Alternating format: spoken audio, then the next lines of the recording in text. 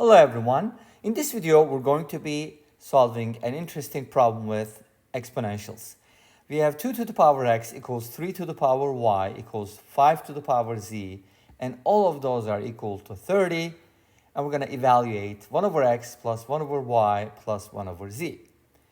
And I'll be introducing two methods. So let's go ahead and start with the first method. For my first method, I want to go ahead and use the properties of logarithms. Hopefully you're familiar with logarithms. Logarithms basically work like this. If you have something like log a with base b equals x, this basically implies b to the power x equals a. Of course, if certain conditions are met, one of them implies the other. In this case, b needs to be positive and different from 1, and a needs to be greater than 0. Those are the only requirements that we have. Under those conditions, we have this identity. Okay, so how do we use logarithms? Logarithms have a lot of properties, and I made quite a few videos. You can go and check out the playlist on logarithms and log equations. But let's go ahead and see how we can use them here. For example, if I take one of the variables, like 2 to the x equals 30, regardless of the other ones, from here I'm able to find the value of x. Actually, this is exactly what we use logarithms for. So whenever you have an equation like this where x is the unknown, in this case, you would use logs to solve for x. So you could, by using this definition above, you could safely say that, hey, log 30 base 2 would be equal to x, right? Or x equals that. But how do you find that in a kind of like a more uniform way? Because if I do this with base 2, then I'll have a base 3 and then a base 5. It may not be a good thing to work with different bases. May or may not be. We don't know yet, right? But let's go ahead and do this a little differently. So we're going to be utilizing some properties of logarithms, such as the following. The two commonly used logs, one of them is called common logarithms, which is base 10.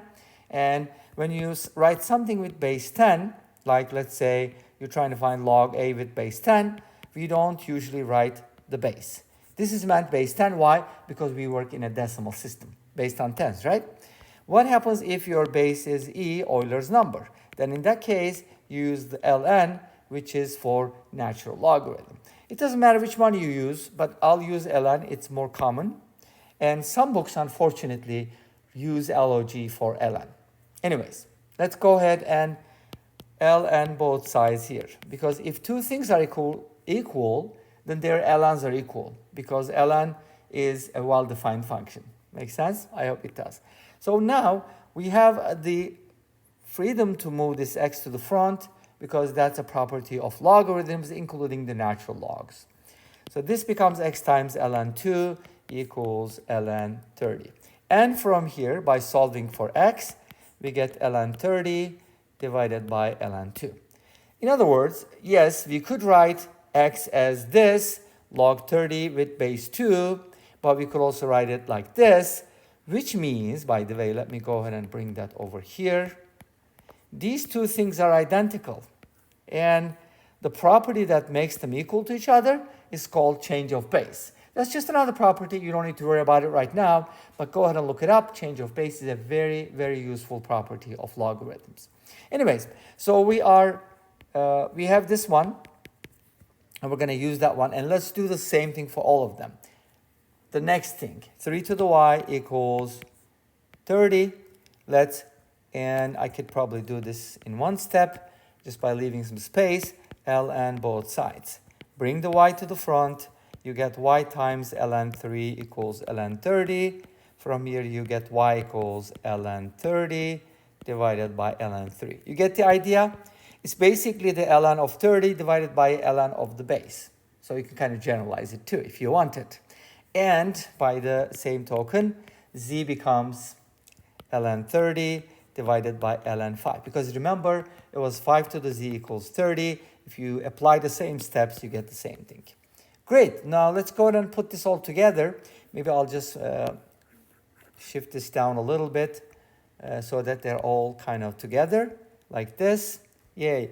Now you can see x, y, and z values in terms of ln 30 and other numbers. Of course, these are constants, so these are numerical values for x, y, and z. If you use a calculator, which you shouldn't be by the way, you will get numerical values, approximations. But we don't need that. Why?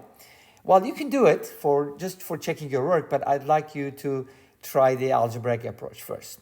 Remember what we're trying to find. Always keep that in perspective.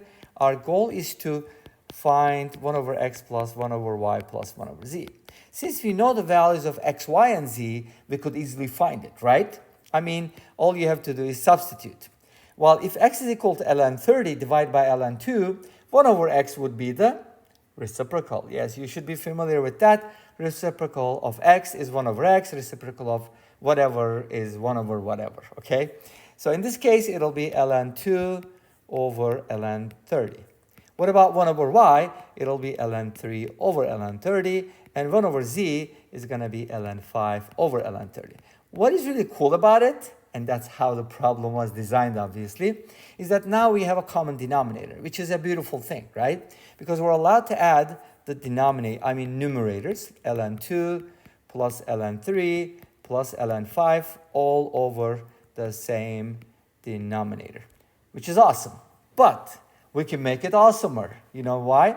Because if you look at the numerator, there's another property of logarithms. I'm going to give it to you right now.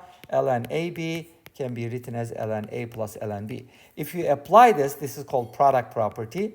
If you apply it to 3 numbers, then you just add another number or term to the sum. It's the same idea, right? You can kind of use A, B, and C with the first property, and you'll get that. Make sense? Okay, so we can generalize this. What's really cool about it that we can use it backwards as well. So we have the sum of ln's, which is right here, and we can turn it into the ln of the product of those numbers. So in this case, this numerator will turn into ln 2 times 3 times 5. You probably know what it is.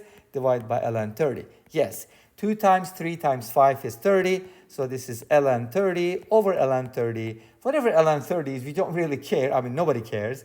It's 1. We know it's not 0. So the answer is 1. Wow, that was good, right? Hopefully. Let me know what you think, because I'm about to start the second method. But stick around to see it, because second method, I think it's going to be more fun. But I could be wrong. It's up to you at the end to decide which one you like better. So let me know what you think. So now we have this interesting expression, right? So I want to get 1 over x. So how can I get 1 over x from here, right? Think about it. 2 to the x is 30, and I need 1 over x. If you said yes, raise both sides to the power 1 over x, you got it. If you do that, you're going to get 30 to the power 1 over x equals 2. And similarly, 30 to the power 1 over y would be 3. And 30 to the power 1 over z would be 5. You might be still thinking, like, how is this helpful? Well, if you multiply these using properties of exponents this time, you're not using logarithms, but it's the same idea. When you multiply these things, you're going to be adding the exponents, right? You remember those properties? A to the b times a to the c is a to the b plus c. Exactly. And 3 terms will do the same. 2 times 3 times 5, as you know, is 30. You probably memorized it by now. But 30 is 30 to the power 1. And by setting these equal, we arrive at the same result. Surprise! Not a surprise, of course. It should be the same one. But I think in a more elegant way, again, it's up to you to decide. Because this brings us to the end of this video. Thanks for watching. I hope you enjoyed it. Please let me know. Don't forget to comment, like, and subscribe. I'll see you next time with another video. Until then, be safe, take care. Don't forget to check out SyberMath and aplusbi, and bye-bye.